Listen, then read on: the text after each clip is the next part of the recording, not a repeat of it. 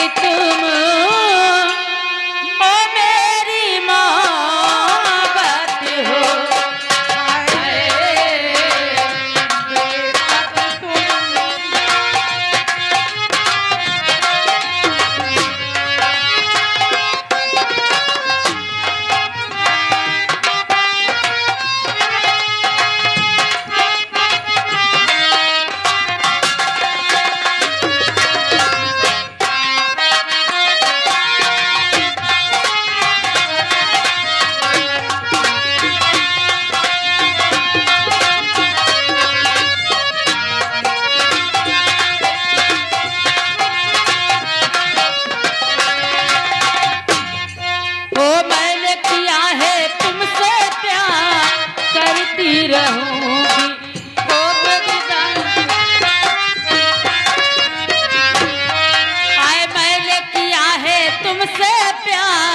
करती रहूं होके जुदा नजरों से जी ना सकूंगी। ओ एक पर ना देखूं तो चैन आए नहीं, अब तो दूरी सनम सही जाए नहीं। ओ सच मुझे तुमसे मेरी जरूरत हो। बोला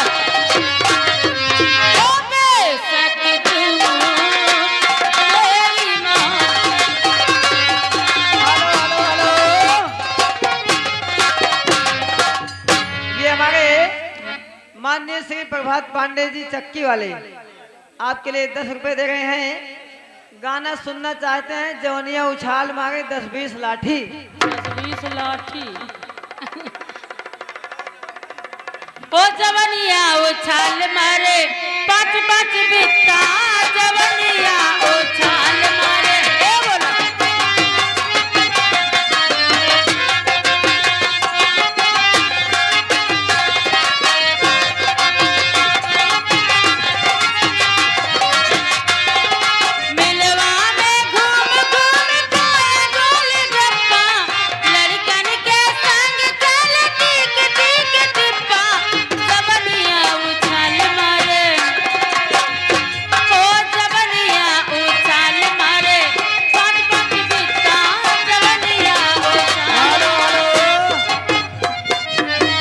भाई ये महिंद्रा कैटर्स बिहारा से 50 रुपए माता जी के नाम पर दिए हैं। आपके नाम बैंक है।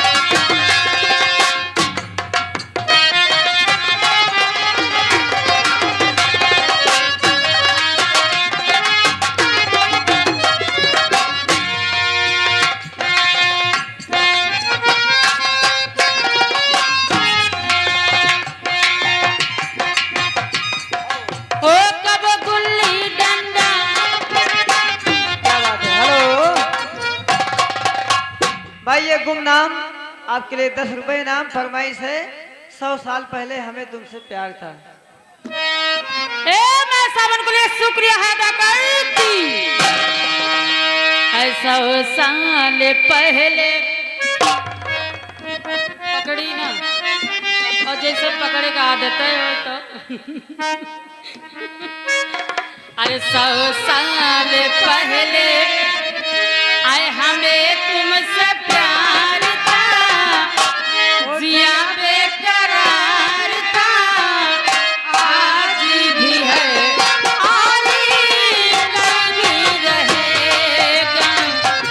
100 साल पहले हमें तुमसे प्यार था, जिया बेकरार था, आज भी है और कल भी रहेगा।